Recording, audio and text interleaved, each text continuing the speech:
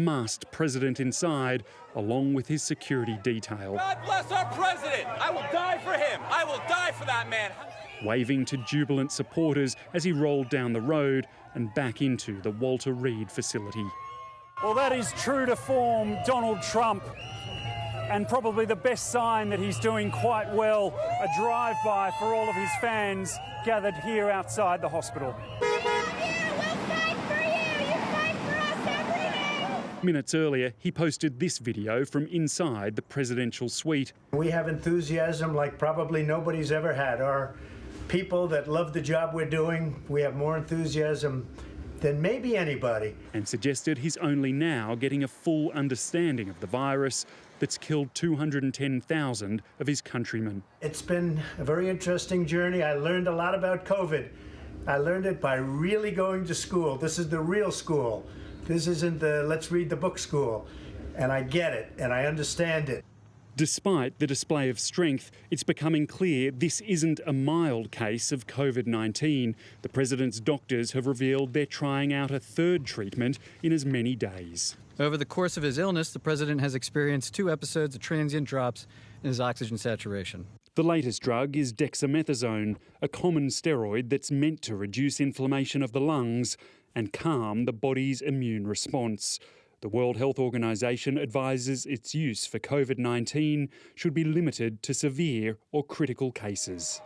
His medical team won't describe the condition of the president's lungs, but they remain optimistic. And if he continues to look and feel as well as he does today, our hope is that we can plan for a discharge as early as tomorrow to the White House, where he can continue his treatment course. There was also an attempt to clean up yesterday's chicanery. Doctors revealing their claim the president hadn't been given oxygen the previous day was untrue. I was trying to reflect the upbeat attitude that the team, the president, that his course of illness has had. When you're treating a patient, you want to project confidence, you want to lift their spirits, and that was his intent. Pray for our president! If the president is discharged from hospital soon, these fans will be waiting for him on the campaign trail. David Lipson, ABC News, Maryland.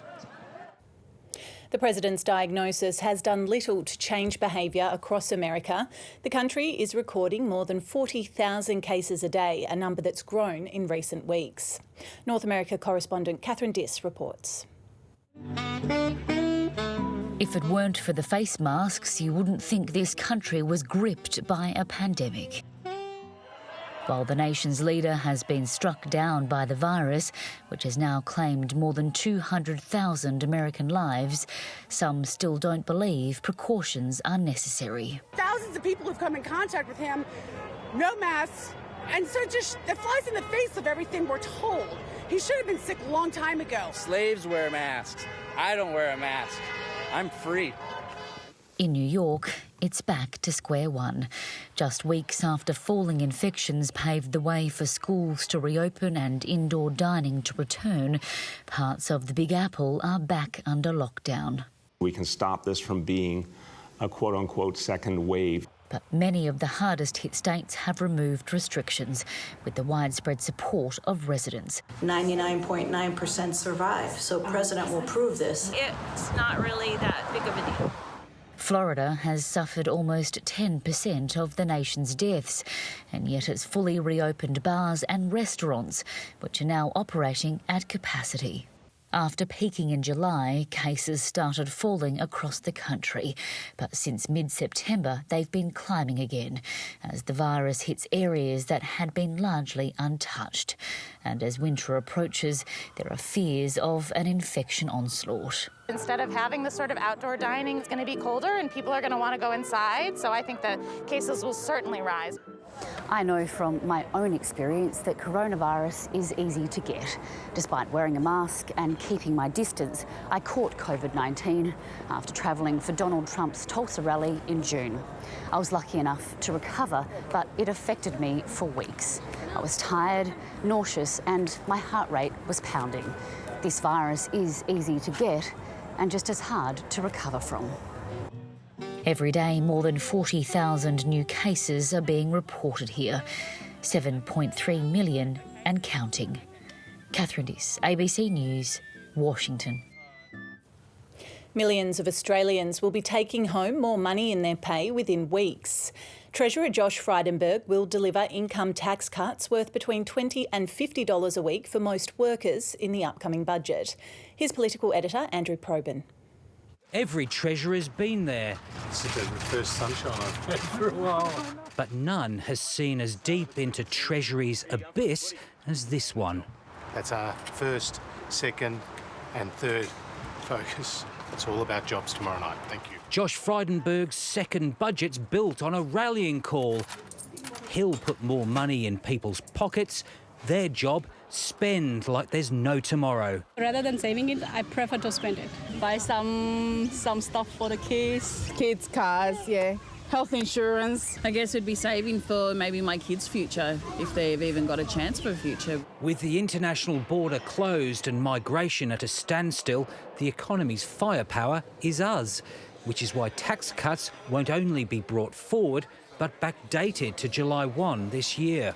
Those on incomes of between $45,000 and $90,000 will receive tax cuts worth just over $1,000 or about $20 a week. Workers earning more than $90,000 will receive up to $2,500 or about $50 a week. But because the tax cuts are being crammed into the remaining 8 months of this financial year, the benefits are supercharged. A $20 a week cut becomes about $30, and a $50 a week cut scales up to about $75. It'll be up to the Labor Party to decide what they do, whether they want to stand in the way of more money in workers' pockets. We've said that we've got an open mind to tax cuts for workers on low and middle incomes. The ABC understands low-income workers will benefit from an extension of a tax offset worth up to $1,000. All up, bringing forward tax cuts is expected to cost about $12 billion this financial year alone. Every dollar that is committed in this federal budget tomorrow needs to be going into the hands of people who will give us the best value for it. Backdating the tax cuts won't be a problem for the government. Labor isn't going to stand in the way. But putting more money into people's wallets is the easy part. Convincing them to spend it in the middle of an anxiety-inducing pandemic is the hard bit. This is an economic stimulus that gambles on all Australians playing their part. Andrew Probyn, ABC News, Canberra.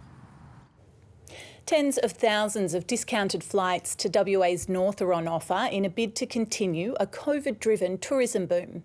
The announcement comes ahead of Thursday's state budget, but the McGowan government is still facing questions about whether it's doing enough to support the economy. COVID meant a bumpy ride for tourism operators in WA's north. But as West Australian visitors flock back, the government is hoping to make sure businesses are over the hump. This is the biggest regional airfares deal ever done in Western Australia, a huge boost to the north of the state. Under deals between the government and the major airlines, 50,000 cheaper airfares will be offered to Broome, Exmouth and Kununurra over the next 12 months, for as low as $149 to Exmouth.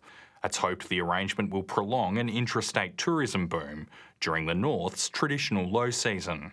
Goes to show, as soon as there's some reasonable, affordable airfares to the Kimberley, people want to come here.